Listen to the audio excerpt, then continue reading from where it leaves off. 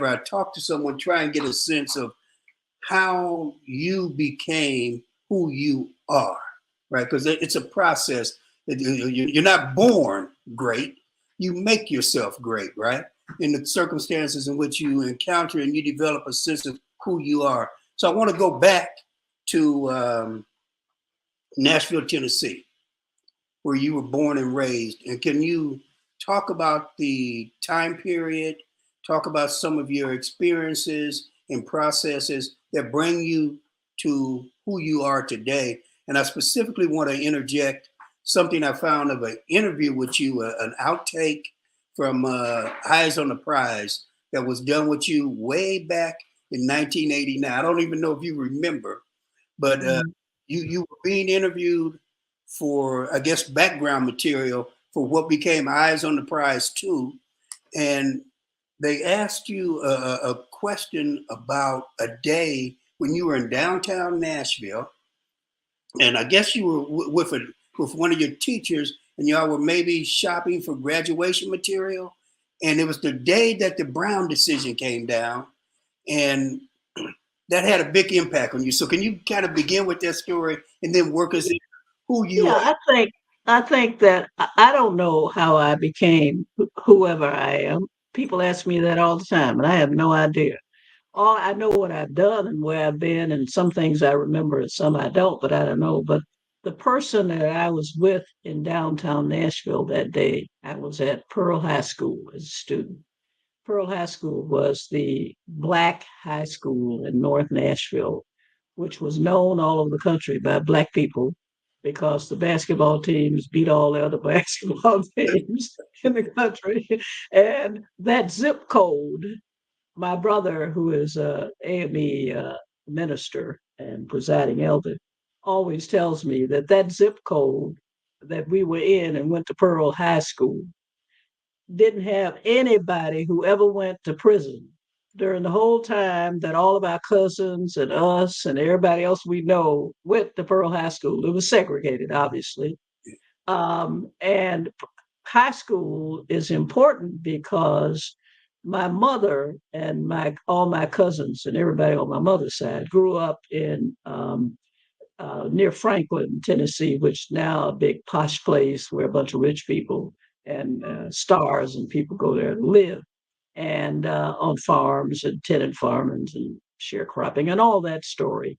And my mother, who was the youngest, finished the eighth grade, but she wanted to go to high school, and there wasn't any high school for black people.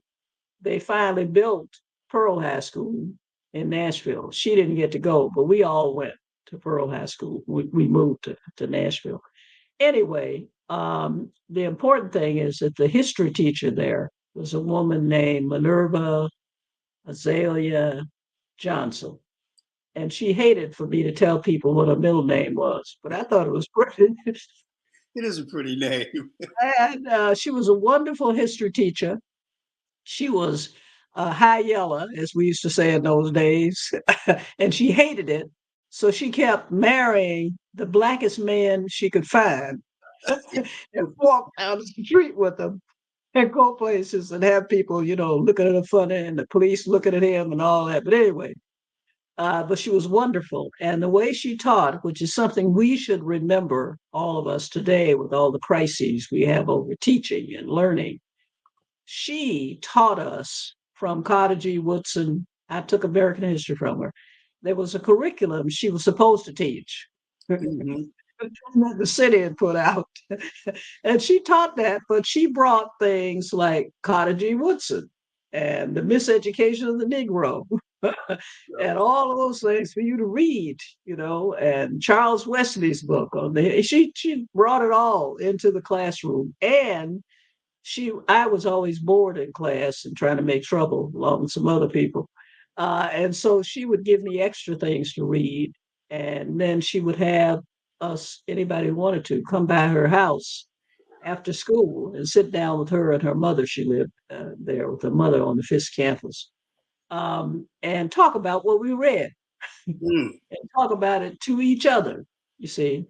and she inspired all of us. I mean, really, a bunch of us were poor. We had different classes, economic classes, but a Right. lot of us were poor like me.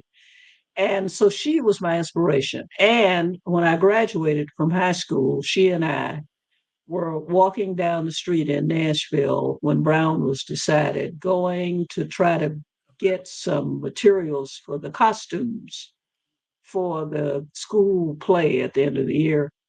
And we saw that the headline had said that about the school case. And I said, "Oh, Miss Hawkins," she had married another black man named Hawkins by then.